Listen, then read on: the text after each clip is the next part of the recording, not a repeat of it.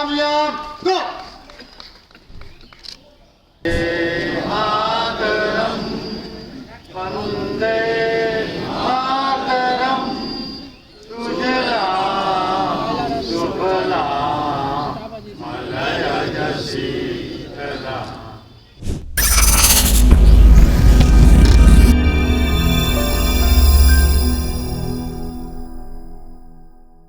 नमस्कार, अशोका न्यूज देख रहे हैं आप और मैं हूं आपके साथ मौसम झा। देखिए, पूरा देश आज 76वां गणतंत्र दिवस मना रहा है। इसी मौके पर अभी हम मौजूद हैं कांग्रेस प्रदेश कार्यालय में, जहां बिहार प्रदेश कांग्रेस कमेटी द्वारा पटना के सदाकत आश्रम में गणतंत्र दिवस का भव्य आयोजन किया गया है। यहां बिहार के कांग्रेस मुख्यालय सदाकत आश्रम में प्रदेश कांग्रेस अध्यक्ष और राज्यसभा सांसद डॉक्टर अखिलेश प्रसाद ने राष्ट्रध्वज फहराकर इस ऐतिहासिक दिन की शुरुआत की।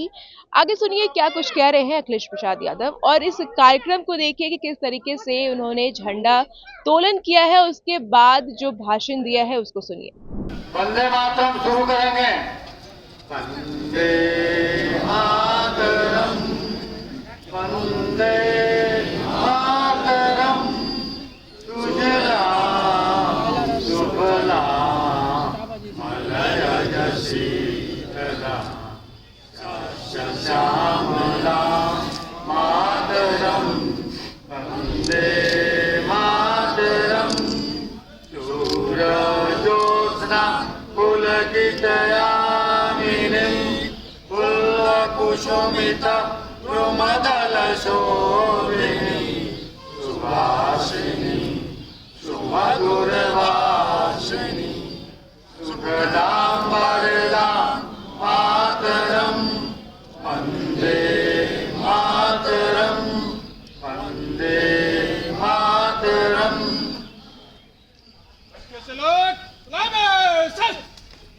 कामयाब गो।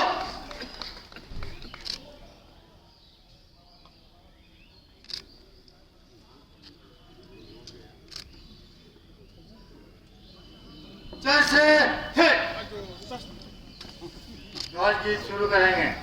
विजयी विश्व तिरंगा प्यारा झंडा ऊंचा रहे हमारा सदा सत्य सरसाने वाला प्रेम सुधा बरसाने वाला वीरों को हर्षाने वाला मातृभूमि का तन मन सारा झंडा ऊंचा रहे हमारा विजयी विश्व तिरंगा प्यारा जानन इसकी जाने पाए चाहे जान मरे ही जाए विश्व विजय करके दिखलाए तब होवे प्रणपूर्ण हमारा झंडा ऊंचा रहे हमारा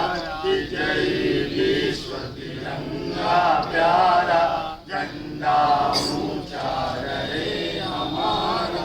तीसरा मान्यवर, आज के इस अवसर पर चंद शब्दों में मार्गदर्शन दिया जाए।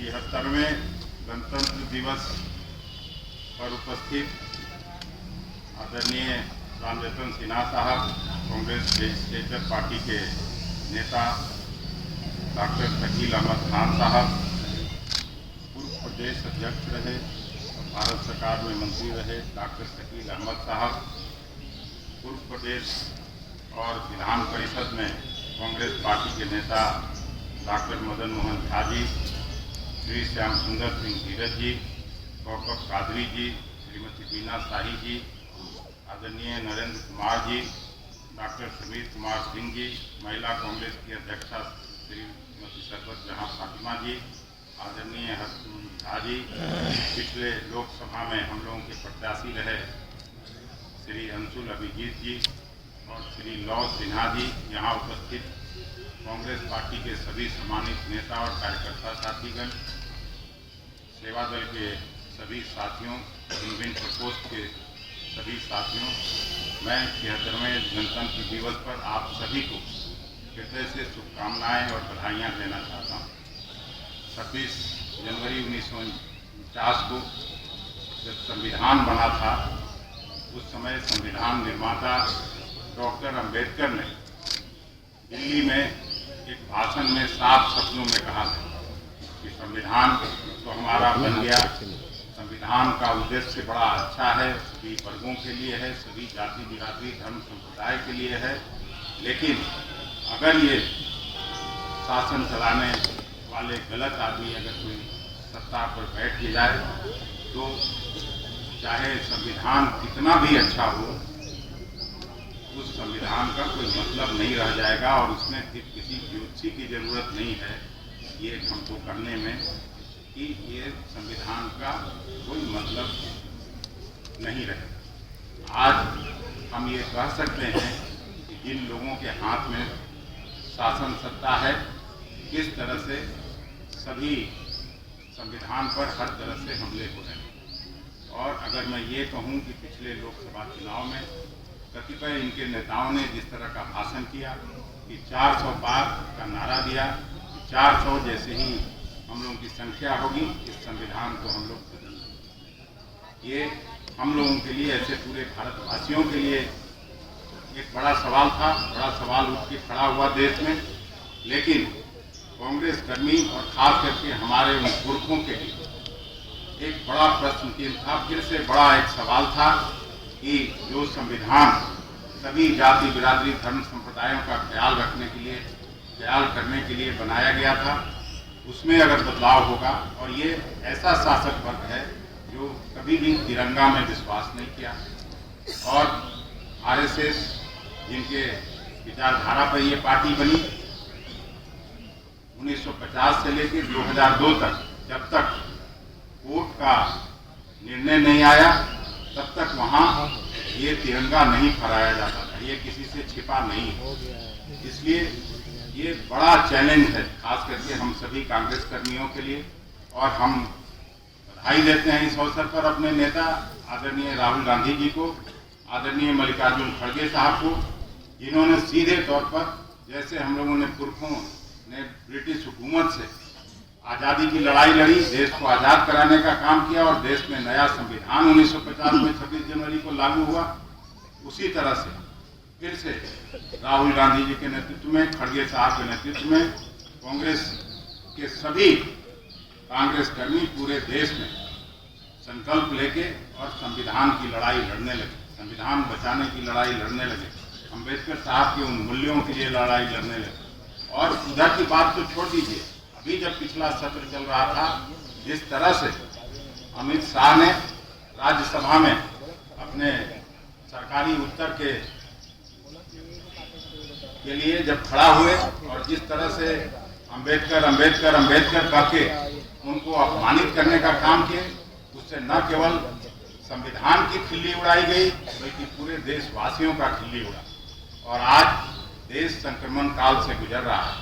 मैं इस अवसर पर आपको बताना चाहता हूँ, मैन्युफैक्चरिंग सेक्टर जो सबसे ज़्यादा बड़ा कंट्रीब्यूटर था देश के इकोनॉमी में, वो 60% में सबसे निचले स्तर पर चला गया। जो इन लोगों की नीतियाँ बनी उससे देश का किसान बदहाल है, देश का श्रमिक बदहाल है।